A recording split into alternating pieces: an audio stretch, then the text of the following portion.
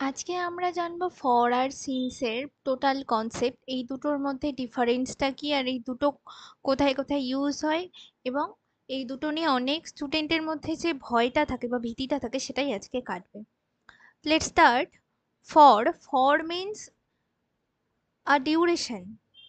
For একটা ডিউরেশনকে indicate করে, মানে কিছুটা সময় ধরে যেই কাজটা চলে সেই সময়টাকে, সেই যে ডিউরেশনটা সেটাকে ইন্ডিকেট করে।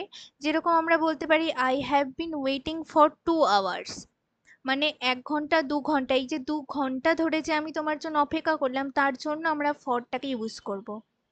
দেন since, since indicate a specific time or starting time, মানে কোনো কাজ শুরু করার জন্য যে এক্স্যাক্ট টাইমটা আমরা ইউজ করি সেটাই হয়ে যায় সিন্স। যেরকম আমরা বলতে পারি I have been waiting since 2 PM, মানে এখন যদি 4টা বাজে বা 5টা বাজে তার মানে আমি এখন ঘড়ির দিকে তাকিয়ে তোমাকে বলছি যে হলো আমি 2টো থেকে তোমার জন্য অপেক্ষা করেছি, মানে টোটাল 3 ঘন্টা। যখনই আমি ঘন্টায় এই কথাটাকে বলবো যে আমি তোমার জন্য 3 ঘন্টা ধরে অপেক্ষা করছি, তখনই সেটা হয়ে যাবে ফর। কিন্তু আমি যদি বলি তোমার জন্য 2টো থেকে অপেক্ষা করছি, তখন হয়ে যাবে সিন্স।